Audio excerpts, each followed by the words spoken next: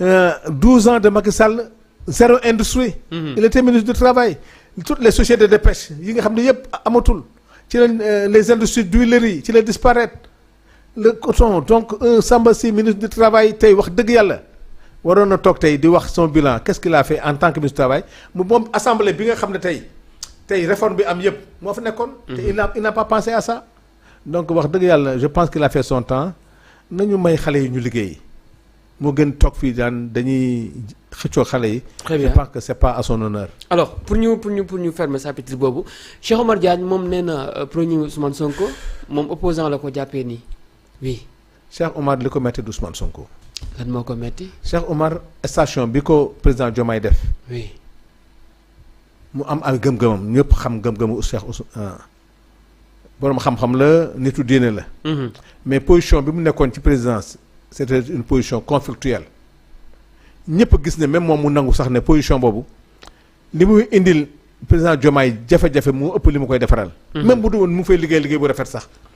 comme que Sénégal dafa am foo xam ne c'est très sensible pour nous muy affaire diine affaire tarixa te moom mu am ñu ko jàppee même à tort ou à raison anti tarixa te moom muy nitu tarixa pour vraiment soulager le président pour conflit bi nga xam ne moo nar a am entre la présidence ak këru diine yi président ñaan ko xaw ma ci ban façon nag. que poste boobu dafa nekk poste boo xam ne li muy indi ci jafe-jafe bëri na depuis lors nag yaakaar na ne président Ousmane Sonko la yaakaar na ne keneen la. mais moom moo war a xam ne li mu doon xeex démb résultat yooyu mooy feeñ tey. lépp lu mu wax rek xëy na mer moo tax mu wax ko mais c'est pas de l'objectivité.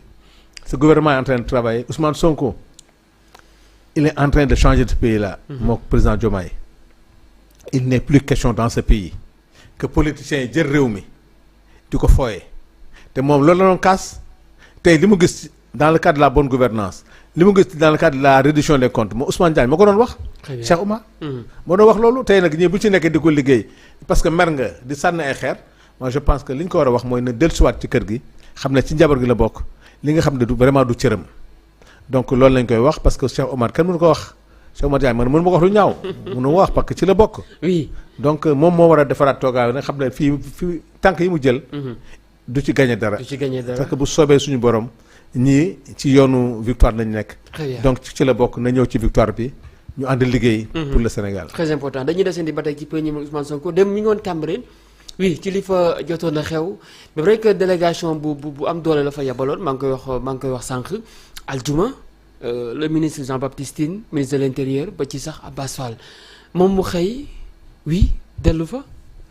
di masawu njaboot gi di jaale njaboot gi yëpp di jaale bépp kuy Sénégal di jaale président de la République parce que njabootam la premier ministre de l'intérieur Jean-Baptiste def nañu leen war jàngat bi mooy. au-delà du jaale. parce que président Ousmane Sonko dafa am lu metti lu ko dal fu mu dem di ko répéter mooy les 82 morts. tey lii bu ci delloo bu ci teguwaatee rek day gën a souffrir. parce que il n'est plus question dans ce pays pour maintien de l'ordre ay nit di daanu. jàngat bi jaale bi rafet na taxawu njaboot des na mais xam lan la qu'est-ce qu'on doit faire pour que plus jamais dans ce pays.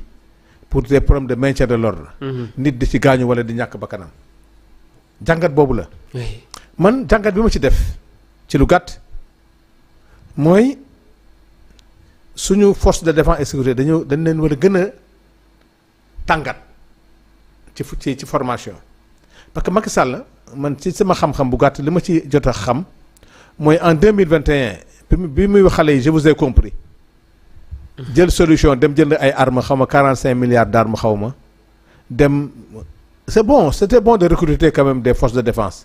mais xale yi période bi ñu leen di recruter ci biir événement bi est-ce que amoon nañu de temps de formation. parce que nag ñun on a l'une des meilleures écoles d'Afrique en matière de formation des forces de défense et sécurité Sénégal muy police muy gendarmerie liñ ci am sapeur pompier defe naa ñi raw àdduna bu ñu rawul kenn rawuñu. mais xëy na temps bi ñu waroon jël former leen pour mettre leen vraiment sur le terrain xëy na temps boobu moo doyul beneen bi mooy ñu war a xool seen condition de travail.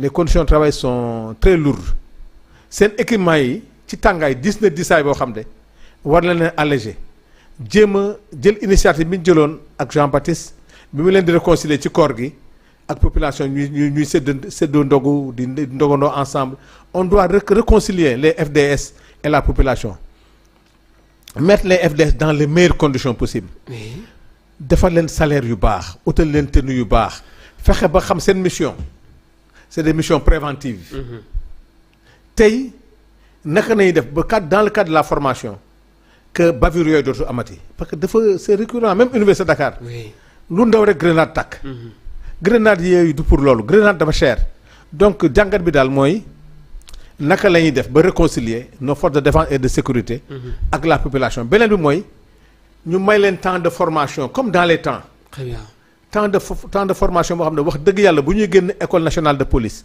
wala bu ñuy génn école de formation de la gendarmerie le temps qu'il faudra ñu may leen ko temps boobu yëpp tàggal leen defaraat seen salaire ba mu baax a baax a baax ak condition de travail yoo xam ne wax dëgg yàlla ku leen gis naw leen comme les forces de défense de sécurité yi nekk partout dans le monde vraiment c'est de braves garçons mais population bi aussi la population vraiment en souffre saa yoo dem manifestation ñuy xalaat ne mën nga fa dee loolu il faut mu jeex Sénégal donc loolu mooy li nga xam ne ñu ngi koy mettalu parce que nag Albourakh kër goo dem am na benn journaliste bu fa nekk benn politicien benn force de défense et de sécurité benn gendarme benn sapeur c'est la même famille boo demee keroog ci njaal mi ay policier nga fa ay gendarme nga fa ay sapeur nga fa ñun ñii man dama koy wax man politicien la suma grand frère di policier sama papa doon policier xam nga tey kenn mënu ma taxal ak police donc j'ai des cousins qui sont des gendarmes donc c'est la même famille donc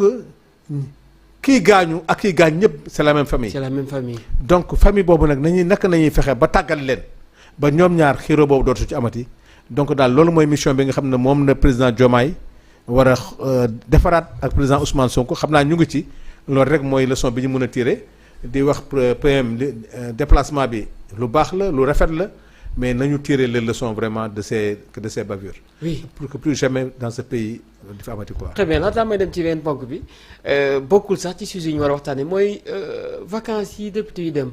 lu war la quand même wala. ah non. oui. vacances nag règlement intérieur moo ko wax. vacances la du vacances ils sont pas en vacances. ils sont pas en vacances c'est que c'est la session ordinaire muy tëj. gaa yi tuddee ko vacances.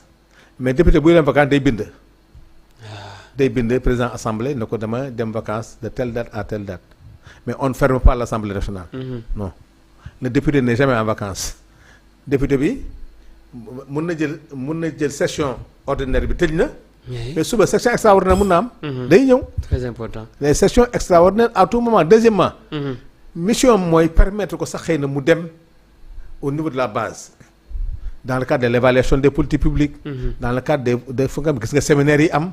dans le cadre des capacitations mais c'est pas des vacances comme dem noppalu non c'est des vacances yoo xam ne c'est l'assemblée c'est la session ordinaire mu tëj gars yi tuddee ko vacances. mais tey ñu ngi ci terrain bi donc loolu la mais un député qui part en vacances il écrit au président de l'assemblée. ne dama bëgg a jël vacances de telle date parce que dafa nekk ci cadre règlement intérieur bi par rapport aux absences. donc loolu moo tax parce que newuñu la vacances bi 2 mois la 3 mois la déedéet yaay bind pour wax ne temps de da nga bëgg a jël temps de jours de vacances ñu autoriser ko nga dem. buy def session extraordinaire xëy na dañ la excuser parce que tu as demandé à aller en vacances pour un nombre de jours. mais actuellement ils sont sur le terrain. donc loolu laal mooy li nga xam ne mooy vacances bi ñuy wax quoi. jërëjëf alors sommet bay am foofee ca États-Unis oui du 9 au 11 juillet. ca Washington juróomi chef d'État yi nga xam ne ñoo fekk baax ci réew bii di Afrique ñu mën caa lim kenn ci ñoom